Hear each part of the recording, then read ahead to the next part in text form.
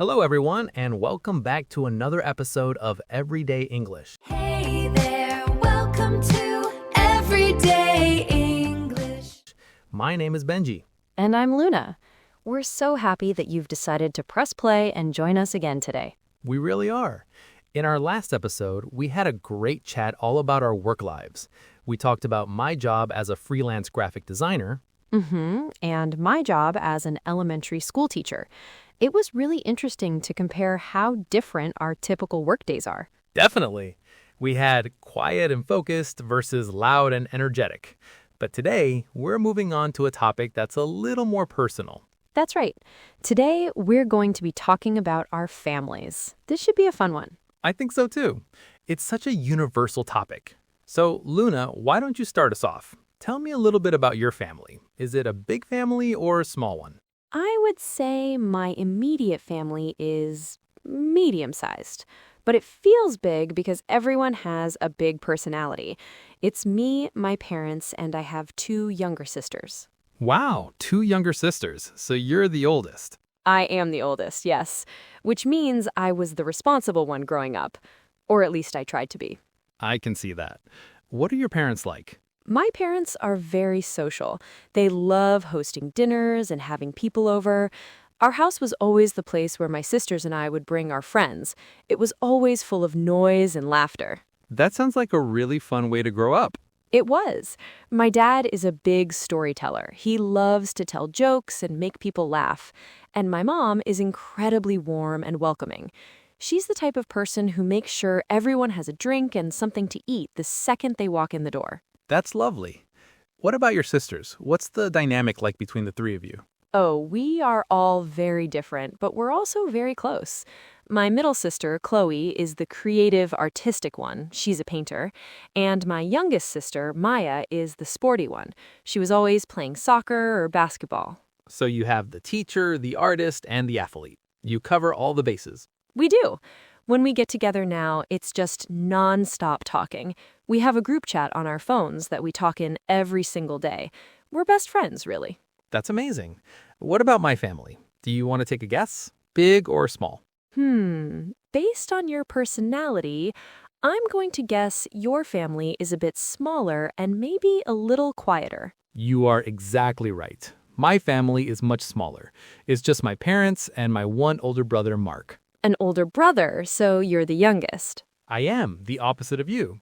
Our house was much quieter. My dad is a big reader. He's a history professor, actually.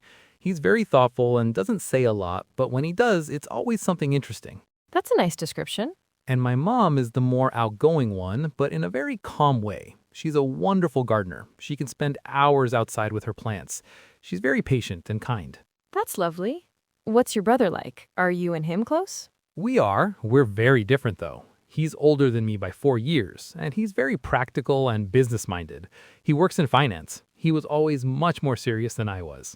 So he's the opposite of the creative freelance graphic designer. Completely. But he was a great older brother.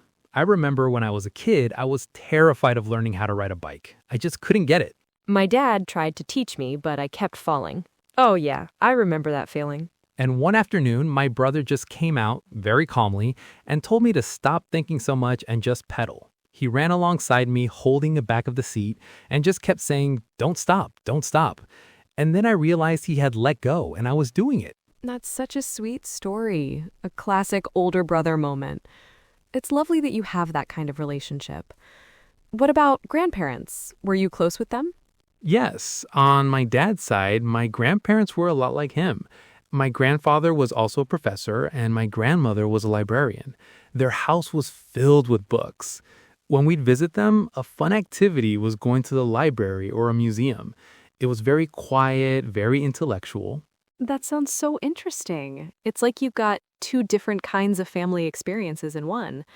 My maternal grandparents, my mom's parents, were the ones I was closest to.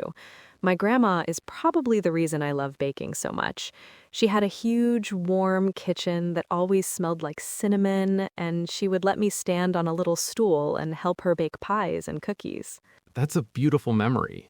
It's funny how those sensory things, like the smell of a kitchen, can bring you right back to being a kid. My other grandparents, my mom's parents, were completely different. They were farmers, and they were loud and funny and always working with their hands. Visiting them meant we were always outdoors, helping in the garden or feeding chickens. It was a totally different world. That's such a sweet story. It really paints a picture of your family. It was. We're still very close. It's so interesting how different our family experiences were. Yours was quiet and calm, and mine was a beautiful, loud chaos. I can imagine. Now, we can't talk about family without mentioning a very important category, pets, the non-human family members. Did you have pets growing up? We did. We always had a cat. We had one cat in particular named Jasper who was with us for almost my entire childhood. He was a big, fluffy orange cat, very independent. He wasn't a cuddly cat, but he would always be in the same room with you, just watching. That sounds like a typical cat. A silent observer. Exactly. Do you have any pets now? I do. I have a dog named Buster. I mentioned him in our first episode when we talked about morning routines. That's right. You take him for a walk first thing. What kind of dog is he? He's a golden retriever, and he is a classic golden retriever.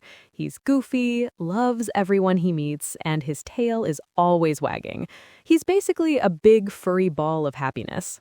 That sounds wonderful. I love that about dogs. They're just so openly joyful. He is. He's also a little clumsy. He doesn't seem to realize how big he is, so he'll try to sit on my lap like he's a tiny puppy. It's ridiculous, but very sweet. What about you? Do you have a pet now? I do. Staying true to my roots, I have a cat. Her name is Olive. Olive. I love that name. What is she like? She is the laziest animal I have ever met. Her two favorite activities are sleeping in a sunbeam and asking for food. It sounds like she has a pretty good life. She really does, but she's also very affectionate. On her own terms, of course. When I'm sitting on the couch watching a movie, she'll come and curl up right on my chest and purr so loudly. It's the best feeling. It really is. Pets just bring so much joy into a home. They're part of the family. They absolutely are. Well, this has been so nice. It's always fun to share stories about the people and animals that we love. I agree. It's been great getting to know your family a little bit through your stories. You too. I think that's a perfect place to wrap up for today. Yes, a huge thank you for tuning in to another episode of Everyday English. We love having you here. Join us next time for our next episode. Until then, have a wonderful week. Take care, everyone. Bye. Bye.